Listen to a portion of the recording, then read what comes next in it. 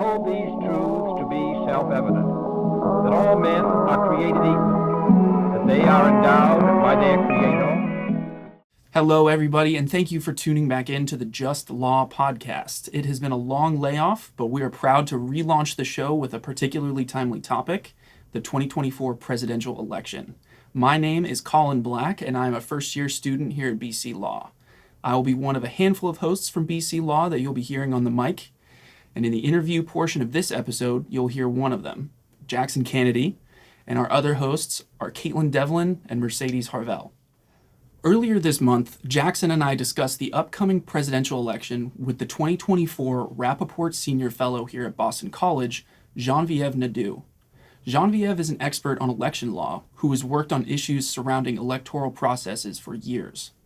She is counsel and head of the Defending Against Authoritarian Threats team at Protect Democracy, which is a nonpartisan anti-authoritarianism nonprofit group.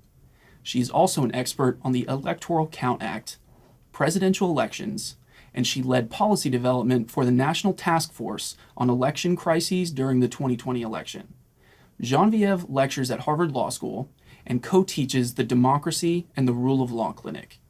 She previously served at the Massachusetts Attorney General's office as the chief of the Civil Rights Division, among other roles, at the Department of Homeland Security and in private practice. She is a graduate of UMass Amherst, and she attended Stanford Law School. Needless to say, it was a privilege to speak with Genevieve and get her perspective on the current state of presidential politics, electoral democracy's vulnerabilities, and what may happen after Election Day. Okay, now let's hear what she had to say about all these topics and more.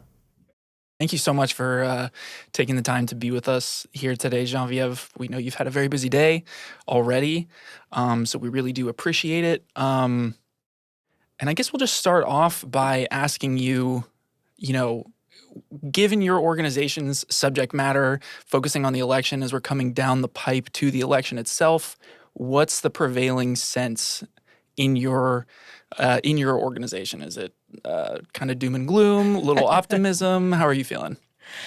That's a really great question, and I'm really glad to be here. You'd probably get 100 different answers to that question if you asked everybody I work with.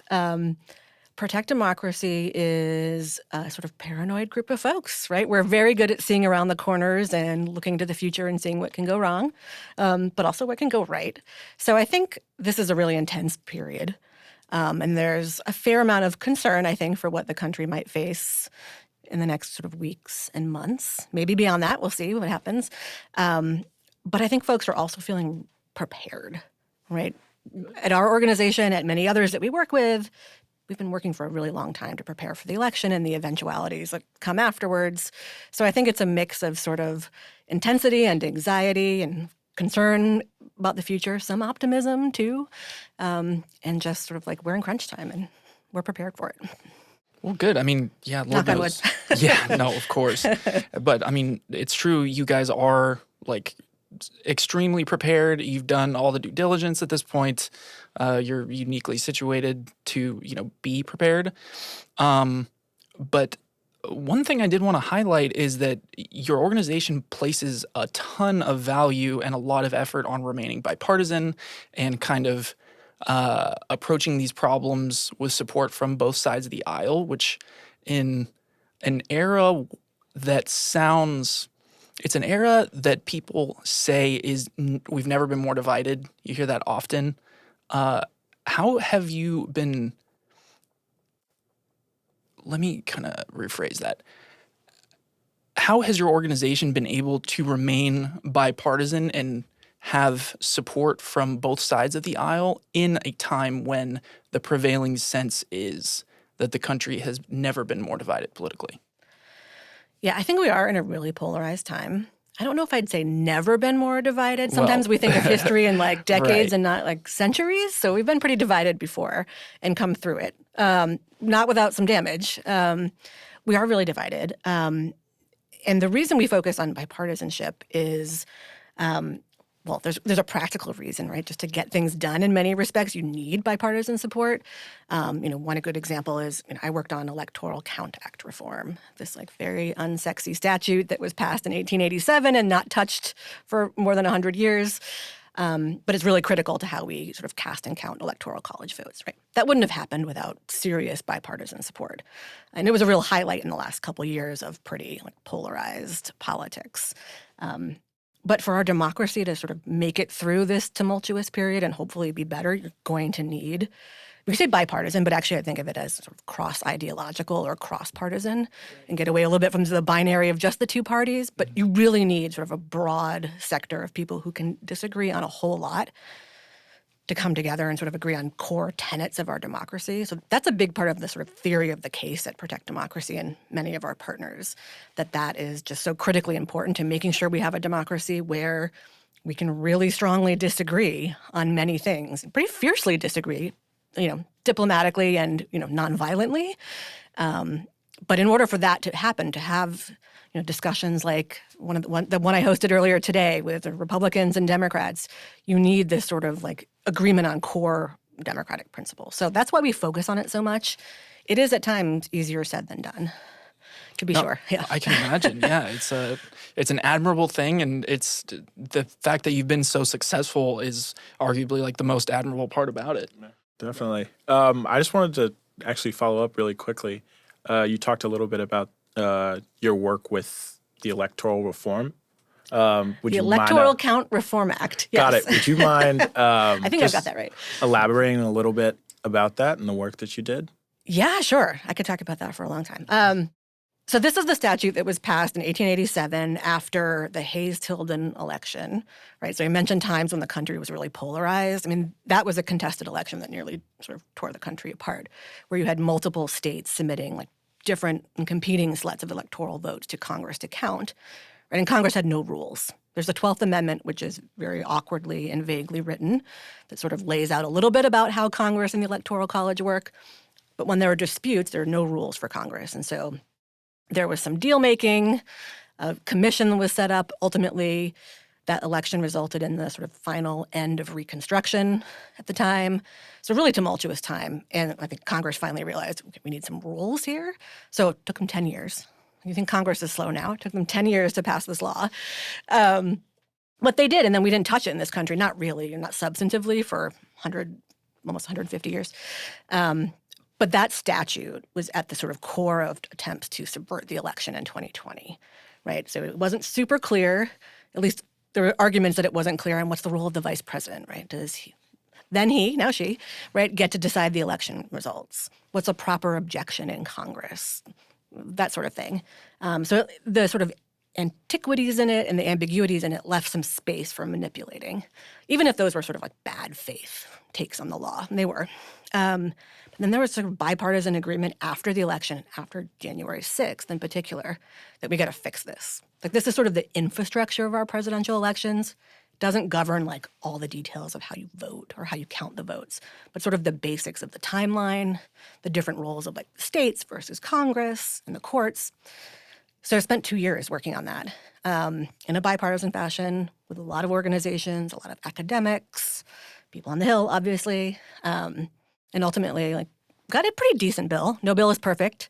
No result of compromise is ever really perfect. But so we have a much stronger, I think, sort of basic foundation for how we conduct presidential elections than we did a couple of years ago because of it. Gotcha.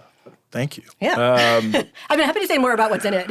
I have a few questions on that. I think I was going to ask you a little bit later. Another piece kind of actually tying in with those, I don't want to say loopholes, but those vulnerabilities that you feel were kind of largely, if not perfectly, patched up in the wake of the 2020 election and January 6th.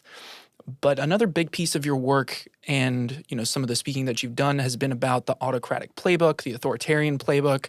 And, we've seen, not just in the United States, but in the West broadly, a lot of, measured and measurable democratic backsliding in the last decade or so. What have you identified as the top level kind of 30,000-foot view tools in the autocratic authoritarian playbook that you are paying the most attention to leading into this election cycle? Yeah, so the authoritarian playbook, right? It's actually remarkable how consistent it is sort of across time and across the world. Just sort of key things that autocrats do as they're sort of coming to power and abusing that power. Well, one of the tactics in the playbook is to corrupt elections. And there's a lot that can go into that. And the tactics in the playbook all sort of interact with each other. So corrupting elections, modern autocrats, unlike sort of previous centuries, modern autocrats still hold elections. So you have a sort of a democracy or a facade of democracy, but elections tend to be more and more tilted towards a predetermined result. And so that's what sort of a corrupting election's about. And one of the other tactics is, spreading disinformation, quashing dissent, or targeting vulnerable communities. And we're seeing a lot of that come together, those tactics, as we lead up to this election.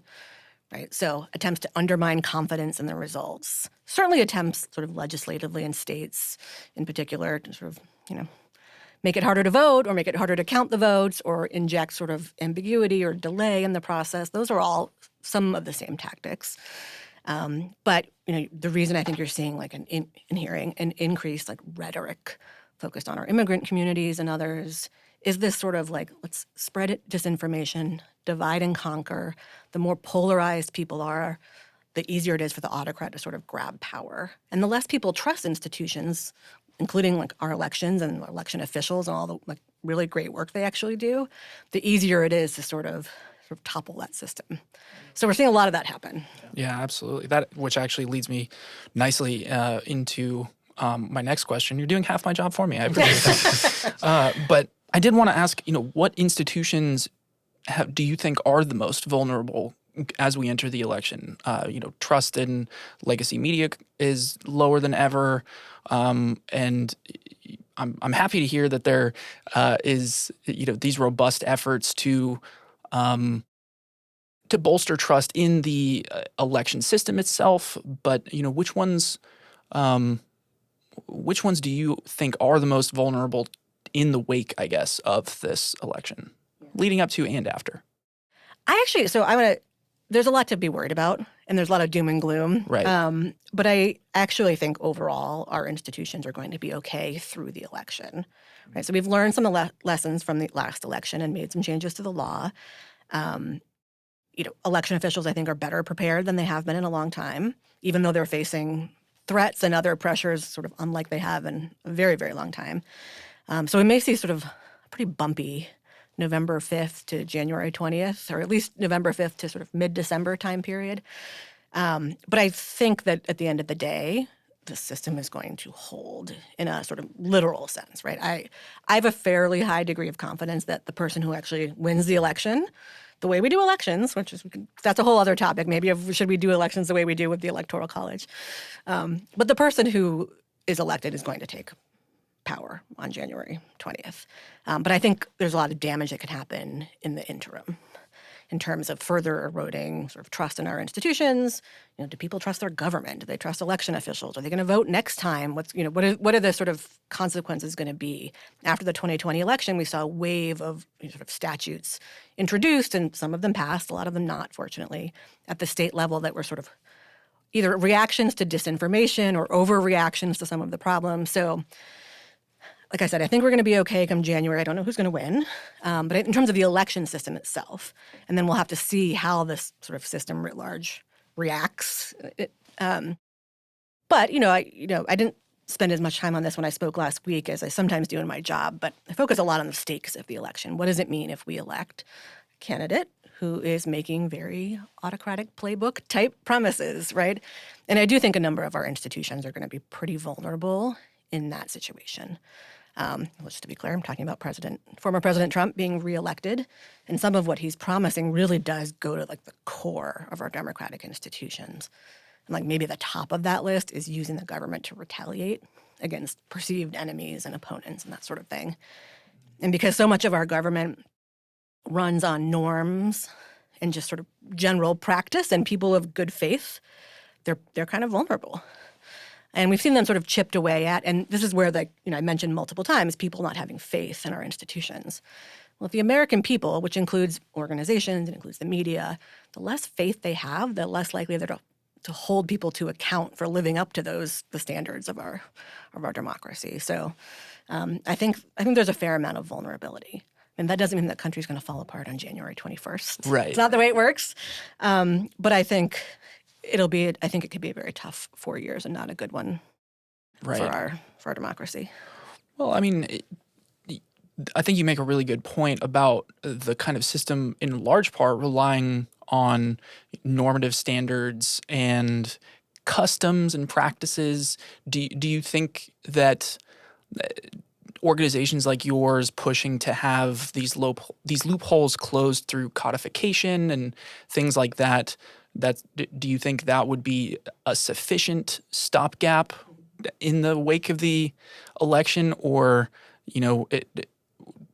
do you think that might not be enough?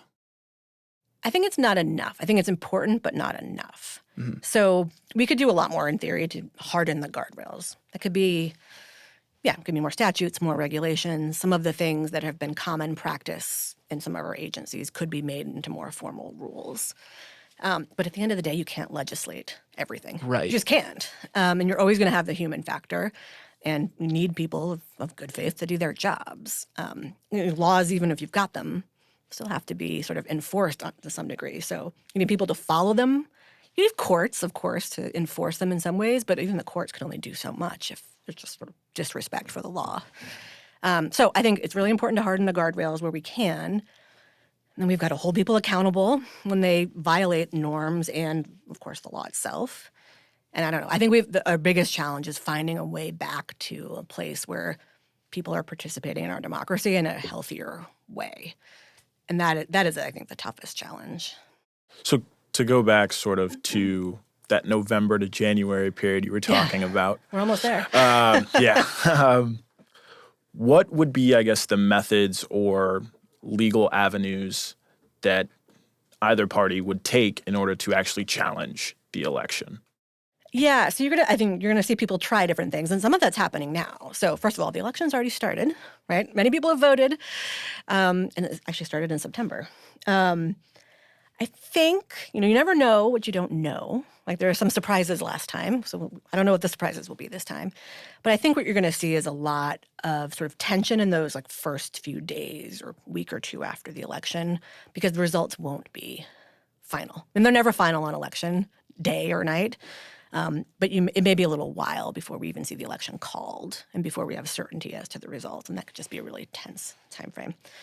Then I think what you're going to see is sort of attempts to inject sort of uncertainty and maybe delay in the process as states go through this process where they certify the results. So really what happens from like November to mid-December is like states do their thing, right? They tally up the votes, they count them. Sometimes they recount them. There may be litigation or other sort of contests that candidates bring to challenge the results or certain counting, certain applications of the law. That's all normal. That's all pretty normal.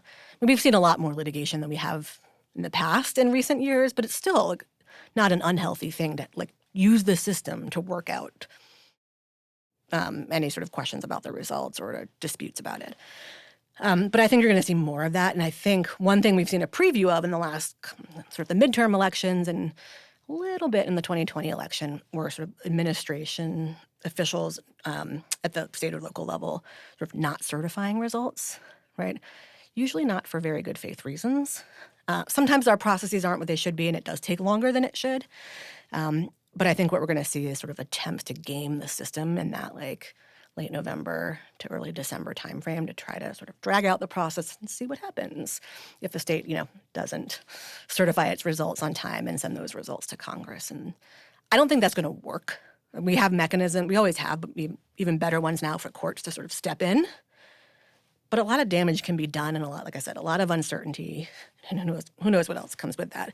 But I think that's where you're going to see sort of the real inflection points this time.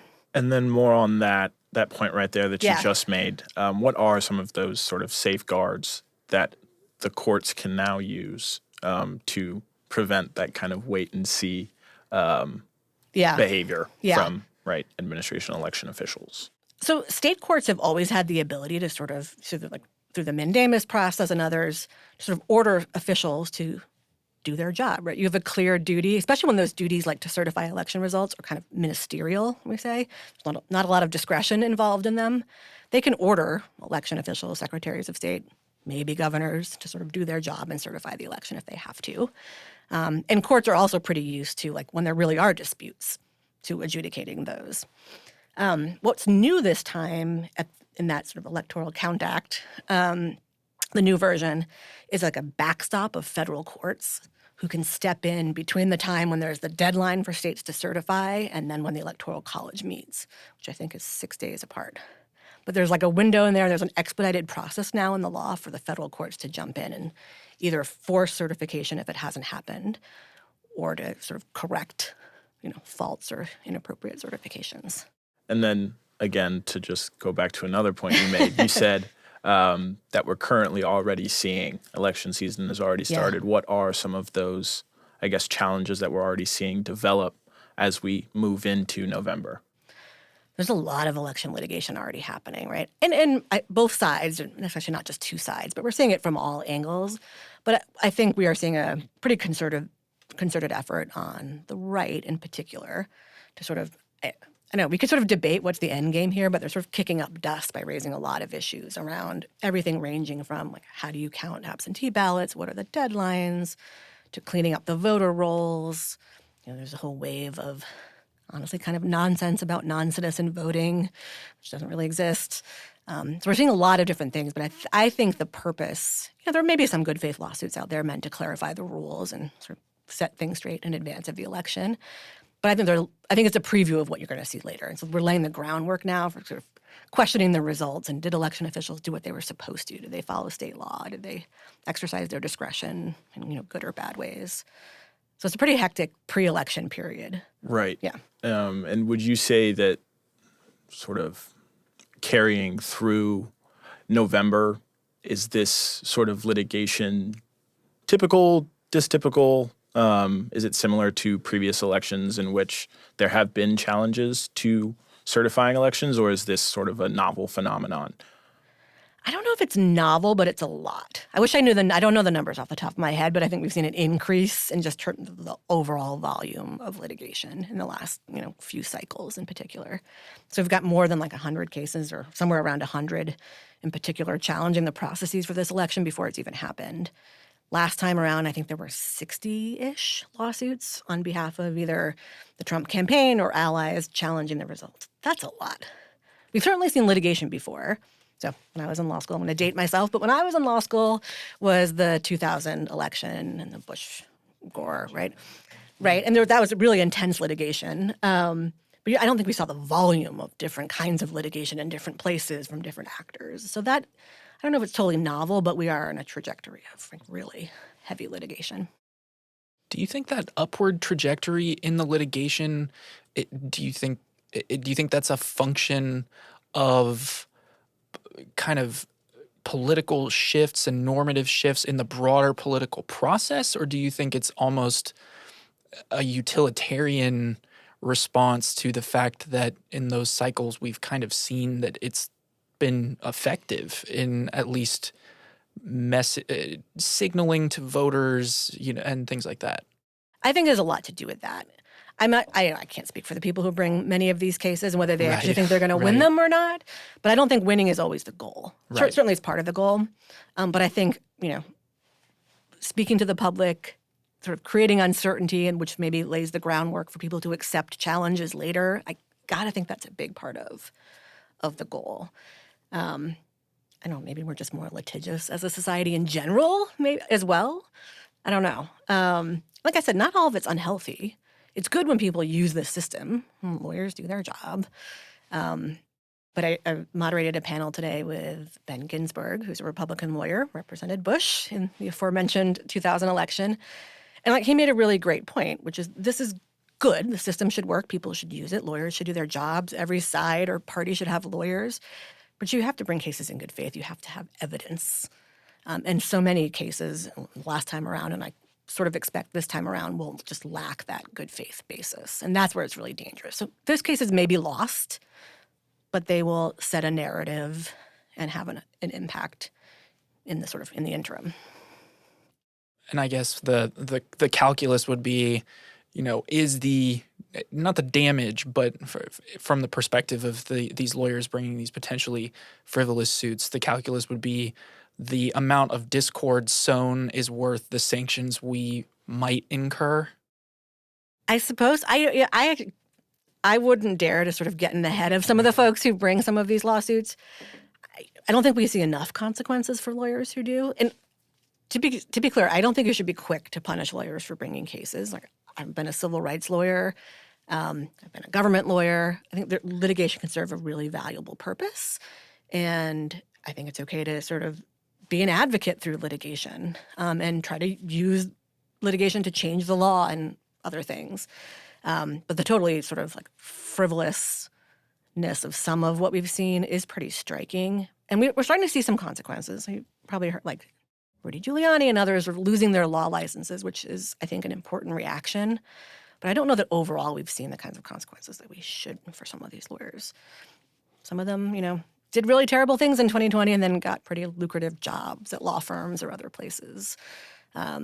So yeah, I don't know. I don't know if there's a sense that, yes, as a lawyer you can get away with this stuff. I hope that won't always be true. Yeah, that would be a pretty dangerous precedent to set, that is. Yeah. Pun sort of intended. So I guess for a more positive spin, what are, just for you, some of the things which you've been able to do in addition to electoral reform, which you feel, or that you've seen done, which you feel are sort of steering us in the right direction, where you feel that we should be confident in our system and that it will hold? Yeah. So, the electoral reform is big. I think we've sort of dodged some maybe dangerous circumstances in terms of things that could have happened at the Supreme Court that didn't. There's the Moore v. Harper case, for example, had the potential to inject some real uncertainty into how elections are conducted and all of that. The Supreme Court, I disagree with a lot of what the Supreme Court has done recently, but they did roughly the right thing, I think, in that case. I think that overall election officials are better prepared than they have been before. I think the sort of pro-democracy community, although it's really hard and there's lots of things to sort of be divided about, I think is more focused on preserving our democracy in the long run than maybe we have in the past. I wish I knew the exact numbers. I should look this up. But when I joined Protect Democracy about 5.5 years ago, I don't think there were that many organizations out there with the word democracy in their name. Now there's like a ton. That's good. I mean, we have a lot of competition, but that's great. There's a lot of people, like good people, really focused on preserving our democracy. And they're not all from like the political left or the Democratic side. There are some in the sort of center and on the right. And so I think there are real reasons to be optimistic. We'll see what happens. Yeah. And then I guess for us 1Ls as law students, like what should we be looking at in terms of the upcoming election season as these events unfold to sort of understand where we might be going in the coming months? You should definitely watch how the lawyers behave, right? And see like what to do and what not to do. Again, somebody today at the program I was at made a really great point that like even as 1Ls, you know more about the law than by far your average person, right? So just sort of educating yourselves and being like spokespeople for democracy, right? That's cheesy. I know that's cheesy. But whether, you go home for Thanksgiving and you're talking with your families or whatever, you can really play an important role in sort of monitoring what's happening and helping to just be a regular voice for like what's true, what's not true, like helping to sort of demystify some things. So I would keep an eye out for that and where you just as a regular person who may or may not have time to volunteer, you should volunteer if you can. So I would keep an eye out for that kind of thing and where you can just be sort of a positive influence as a lawyer with the privilege of almost having a law degree, 2 years away from a law degree. Yeah. And yeah, I would keep an eye on how our elected officials are behaving and how the system is reacting. That'll tell us a lot about our future, I think. That makes sense. Do you have any specific resources other than your organization, Protect Democracy, of course, that you recommend law students, 1Ls who are like barely law students, and the average voter to kind of go and educate ourselves about the intricacies of the election process so that we are understanding the narratives and the rhetoric that we're seeing broadly. So Protect Democracy has some resources online. We have a task force that we staff called the National Task Force on Election Crises, which is a bipartisan, multidisciplinary task force that is a good source of sort of independent, accurate information. Many local election officials are pretty good at sharing information and having it on their websites. There are other organizations like the Brennan Center or Campaign Legal Center or Center for American Progress. There's a whole bunch that actually have a lot of helpful information out there if you're just sort of willing to look at it. And then, organizations like the Lawyers Committee for Civil Rights host voter protection efforts. So if you're looking for a place to volunteer, I think there's a lot of ways you can do that still. And it's like 411.org or something like that is a place you can look for, volunteer opportunities and that sort of thing. Awesome. Well, Genevieve, it's been great having you on the Just Law podcast. Thank you for taking the time to speak with us, and good luck. Thank you. With your work. Yeah, thank you.